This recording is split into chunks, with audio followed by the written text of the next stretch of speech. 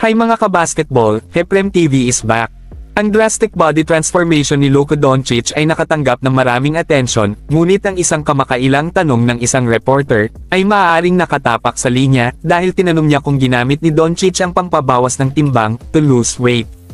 Ang transformation ni Luka Doncic mga kabasketball ay isa sa mga pinakamainit na topic around the league dahil ang superstar ng Los Angeles Lakers ay generated a lot of buzz para sa kanyang mga efforts sa offseason.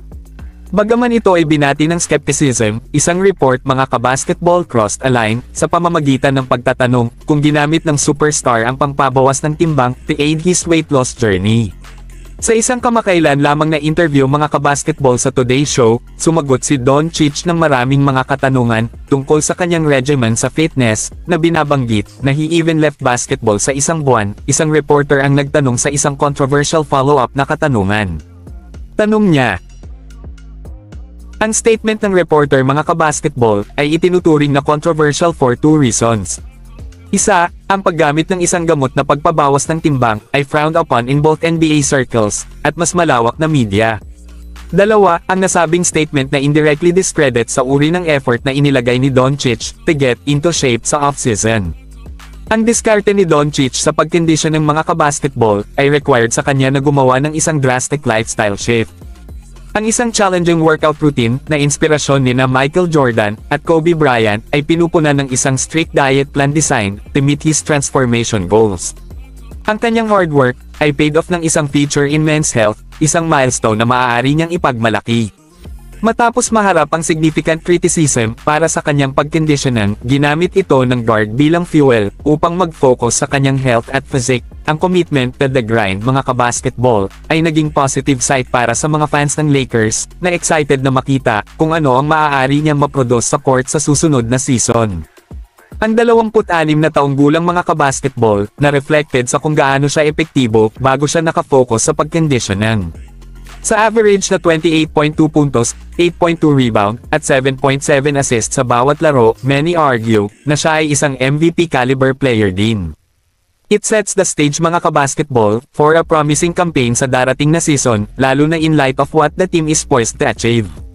Sa pagdaragdag ng ilang mga gifted players sa offseason, ang Purple and Gold mga kabasketball ay umaasa na lumitaw bilang isang contender sa West, though they may still fall just shy of that status on paper. Hindi alintana na anchored ng isang star duo ni na LeBron James at Luka Doncic, ang Lakers ay banta pa rin sa West. Sa mga karagdagang ulat na nagmumungkahi na si Doncic ay nasa isang win now mindset, ang Purple and Gold ay umaasa na ilalagay ng Slovenian ang kanyang best foot sa susunod na season sa pagdala ng isa pang kampyonato sa lungsod. Sa kabilang balita, ang superstar ng Los Angeles Lakers na si LeBron James ay nasa forefront ng 2025 offseason. Maraming mga rumors mga kabasketball na nakapaligid kay James dahil ang kanyang time sa Los Angeles ay hindi sigurado.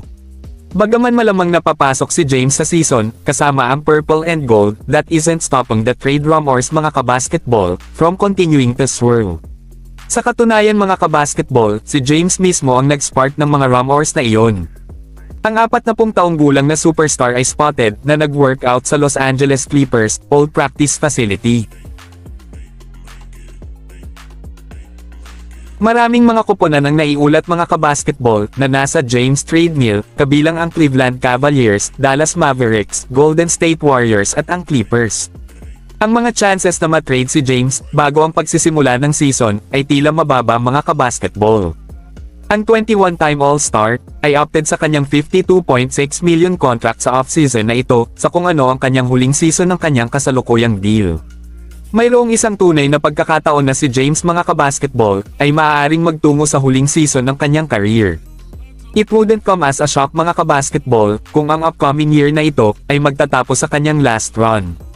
Malamang papasok si James sa kanyang ika-23rd season ng kanyang career at ang kanyang ika-8 season kasama ang Lakers.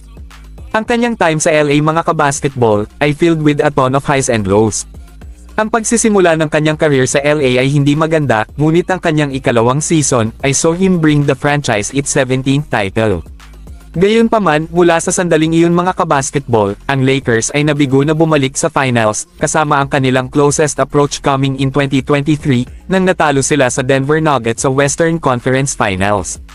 Bagaman ang time ni James sa Los Angeles ay nagresulta lamang sa one title hanggang ngayon, there is no doubt na nakagawa siya ng mga wonders for the organization na nasa isang top spot bago siya dumating sa summer ng 2018.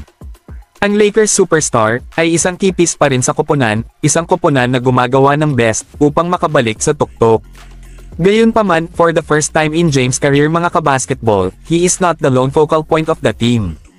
Ang Lakers superstar na si Luka Doncic ay nasa forefront ng koponan dahil siya ang present and future ng purple and gold. Inaasahang mag-sign ng 26 na taong gulang na mag-sign ng massive contract extension ng kontrata sa Lakers at maging superstar sa LA sa darating na taon.